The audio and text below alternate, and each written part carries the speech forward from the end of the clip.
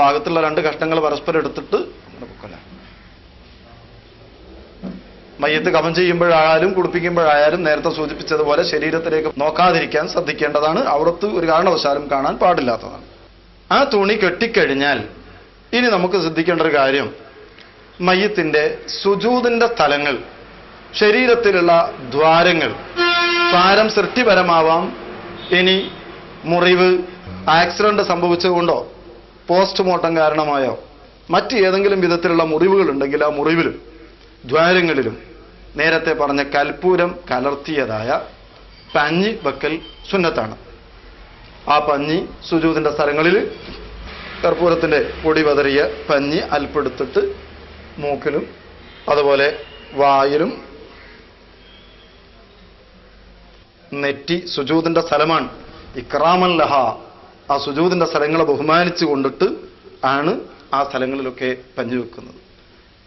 ഒക്കെ വെച്ച് കഴിഞ്ഞാൽ പെട്ടെന്ന് കക്ഷത്തും, അതെ, സുജൂദിന്റെ സ്ഥലത്തും കാതിലും ഇനി കക്ഷത്തും വിരലുകൾക്ക് ഇടയിലും ഒക്കെ ഈ പഞ്ഞി അല്പാൽപ്പം വെച്ച് വിരലുകൾക്കിടയിലും വെച്ച് എല്ലാ ദ്വാരങ്ങളിലും കാൽ വിരലുകൾക്കിടയിലും കാലിന്റെ മുട്ടിലും സുജൂദിൽ നിലത്ത് വരുന്ന സ്ഥലങ്ങളിലൊക്കെ പഞ്ഞി വെച്ചതിന്റെ ശേഷം നേരത്തെ ഞാൻ ഓർമ്മപ്പെടുത്തിയ പോലെ വല്ല മുറിവുകളോ പൊട്ടുകളോ ഉണ്ടെങ്കിൽ അവിടെയും പഞ്ഞി വെച്ച് ഇനി തുണി പൊതിഞ്ഞ് കഫൻ ചെയ്യാൻ തുടങ്ങുകയാണ്.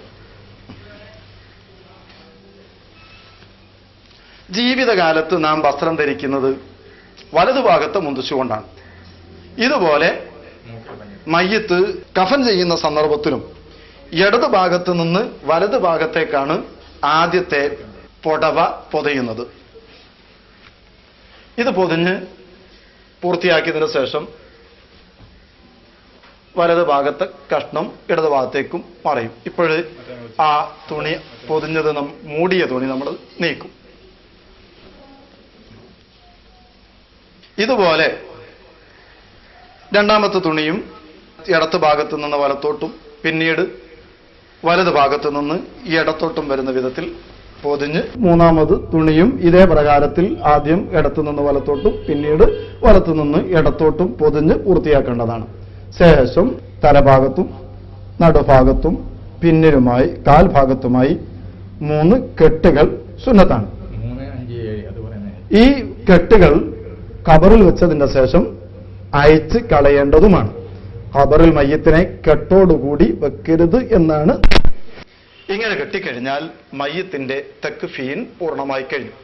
മയ്യത്ത് കഫൻ ചെയ്ത് കഴിഞ്ഞതിന്റെ ശേഷമാണ് നിസ്കരിക്കേണ്ടത്. മുമ്പ് നിസ്കരിക്കുന്നത് ഉചിതമല്ലെന്നാണ് ഫുഖഹാ വ്യക്തമാക്കിയിരിക്കുന്നത്.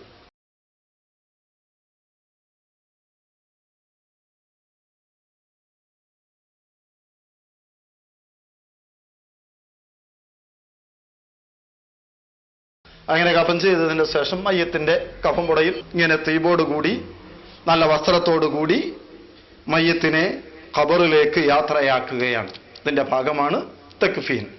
ഇതാണ് കഫൻ ചെയ്യുന്നതിന്റെ ഏകദേശ രൂപം. മയ്യത്ത് കുളിപ്പിച്ചതിന്റെ ശേഷം കഫൻ ചെയ്തതിന് ശേഷം ശരീരത്തിൽ നിന്ന് വല്ല നജസും പുറത്തു വന്നാൽ എന്ത് വേണം എന്നൊരു വിഷയം സ്വാഭാവികമായും ഉണ്ടാകുന്ന സംശയമാണ്. ഞാൻ നേരത്തെ സൂചിപ്പിച്ചു, ഏത് വിധത്തിലുള്ള മാലിന്യങ്ങൾ പുറത്തു വന്നാലും മയ്യത്തിന്റെ ഉളു മുറിയുന്നതല്ല. പിന്നെ ശരീരത്തിൽ നിന്ന് അത്തരം നജസ് പുറത്തു വരുന്ന പക്ഷം അത് കഴുകിക്കളയേണ്ടതും, ഇത് കഫംപുടയിലായിട്ടുണ്ടെങ്കിൽ അത് കഴുകി മതിയാക്കാവുന്നതുമാണ്. അതേപോലെ പലപ്പോഴും ആസന്ന മരണനാണെന്ന് ഉറപ്പാകുന്ന സമയത്ത് ഞങ്ങൾ ബന്ധുക്കൾ ഡോക്ടർമാരുടെ കാര്യത്തെക്കുറിച്ചും ബാക്കിയുള്ള കാര്യങ്ങളെക്കുറിച്ചും സാധാരണ ചർച്ച ചെയ്യുന്നത് കാണാറുണ്ട്. അപ്പൊ ഈ അവസ്ഥയിൽ രോഗ സന്ദർശന സമയത്ത് എന്തെങ്കിലും പ്രത്യേകമായ മര്യാദകൾ പാലിക്കേണ്ടതുള്ളതായിട്ട് പ്രവാചകൻ നബി സല്ലല്ലാഹു അലൈഹി വസല്ലം പഠിപ്പിച്ച എന്തെങ്കിലും ശരിക്കും വളരെ ശ്രദ്ധിക്കേണ്ടുന്ന ഒരു പ്രധാനപ്പെട്ട കാര്യമാണ് താങ്കൾ ചോദിച്ചത്. പക്ഷേ ആ മയ്യത്ത് സംസ്കരണം എന്ന വിഷയത്തെ അധികരിച്ച് സംസാരിച്ചപ്പോൾ ഞാൻ മരണാസന്ന ഘട്ടം മുതൽക്കുള്ള വിഷയങ്ങൾ പറഞ്ഞ് ഒതുക്കിയെന്ന് മാത്രം. താങ്കളുടെ ചോദ്യം ഇന്ന് വർത്തമാനകാലത്ത് വളരെ പ്രസക്തമാണ്. ആശുപത്രിയിൽ ചെന്നാൽ ഡോക്ടർമാര് ഉത്തരവാദപ്പെട്ടവർ അവിടുന്ന് ആട്ടിയിറക്കിയാൽ പോലും പോകാൻ മടിക്കുന്ന ആളുകൾ രോഗിയെ വലയം ചെയ്ത് ബുദ്ധിമുട്ടിക്കുന്നത് കാണുമ്പോൾ സങ്കടം തോന്നും.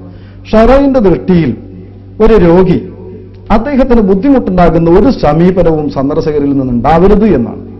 സംസാരത്തിലാവട്ടെ, ആ രോഗിയുടെ അടുക്കലുള്ള പ്രവർത്തനങ്ങളിലാവട്ടെ, ആ രോഗിക്ക് മാനസികമായി, ശാരീരികമായി, ആരോഗ്യപരമായി വല്ല വിഷമങ്ങളും ഉണ്ടാകുന്നതാണെങ്കിൽ അത് ഒഴിവാക്കേണ്ടതാണ്.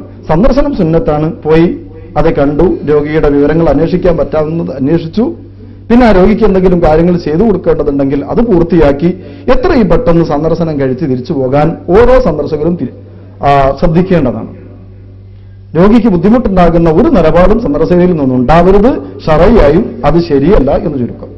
ആ സമയത്ത് എന്തെങ്കിലും കാര്യങ്ങൾ പറഞ്ഞു മന്ത്രിക്കുകയോ ആ രോഗിക്ക് അതുകൊണ്ട് ശമനം ഉണ്ടാവുകയോ ചെയ്യുമെന്ന് എന്തെങ്കിലും തെളിവുകളോ ലക്ഷ്യങ്ങളോ അതിനുണ്ടോ ഇസ്ലാമിൽ? ഉണ്ട്, തീർച്ചയായും ഉണ്ട്. എന്ന് പറഞ്ഞാൽ ഒരു രോഗി ചികിത്സിക്കുക എന്നത് അനുവദനീയമാണെന്നല്ല, സുന്നത്ത് കൂടിയാണ്. ചികിത്സ രണ്ട് വിധമാണ്, ഭൗതികമായും ആത്മീയമായും. ഡോക്ടറെ കണ്ട് മരുന്ന് വാങ്ങിച്ച് കഴിച്ച് ചികിത്സിക്കുന്നത് പോലെ മന്ത്രിക്കാൻ പറ്റിയ ആളുകൾ ഖുർആന് കൊണ്ട്, ദിക്റ് കൊണ്ട് മന്ത്രിക്കുക, അത് സുന്നത്തായ കാര്യമാണ്. നബി സല്ലല്ലാഹു അലൈഹി വസല്ലമ തങ്ങൾ രോഗിയായി കിടക്കുമ്പോൾ സയ്യിദുന ജിബ്രീൽ അലൈഹിസ്സലാം മന്ത്രിച്ചതും നബി തിരുമേനി മന്ത്രിച്ചതും സ്വഹാബത്ത് ആ പാത പിന്തുടർന്നതുമൊക്കെ സ്വീകാര്യയോഗ്യമായ ഹദീസുകളെ കൊണ്ട് സ്ഥിരപ്പെട്ട വിഷയങ്ങളാണ്. ആ നിലക്ക് രോഗിയുടെ അടുക്കൽ വെച്ച് മന്ത്രിക്കാൻ ആവശ്യപ്പെടുന്നതും മന്ത്രിച്ചു കൊടുക്കുന്നതും അനുവദനീയമാണെന്നുള്ള പുണ്യകർമ്മവും കൂടിയാണ്. രണ്ടു കൂട്ടർക്കും അത് ഉപകാരപ്രദമാണ്. ഇതിനു വേണ്ടി സമയം കളയുന്നത് ശറയ്യായി തെറ്റല്ലതാണ്. പിന്നെ ഈ അവസ്ഥയിൽ രോഗിയെ കാണാൻ പോകുന്ന സമയത്ത് നമ്മൾ സാധാരണഗതിയിൽ സാരില്ലേട്ടോ സുഖമായി പോവും, സാമരത്തിന്റെ വാക്കുകൾ അങ്ങനെ എന്തെങ്കിലും പറയേണ്ടതായിട്ടുണ്ടോ? തീർച്ചയായും അതെങ്ങനെ വരണം? ശറയ്യായിട്ട് അതൊരു സുന്നത്തായ കാര്യമാണ്. രോഗിയെ സമീപിക്കുമ്പോൾ ആ രോഗിക്ക് മനസമാധാനമുണ്ടാകുന്ന ആശ്വാസകരമായ വാക്കുകൾ, സാരമില്ല, അതെത്രയും എളുപ്പം സുഖപ്പെടും, ഇതൊന്നും ഒരു വിഷയമല്ല, നിങ്ങൾ ഭയപ്പെടരുത്, ഇതേക്കാൾ വലിയ എത്രയോ അസുഖങ്ങൾ വളരെ നിഷ്പ്രയാസം സുഖമായി പോയിട്ടുണ്ട്,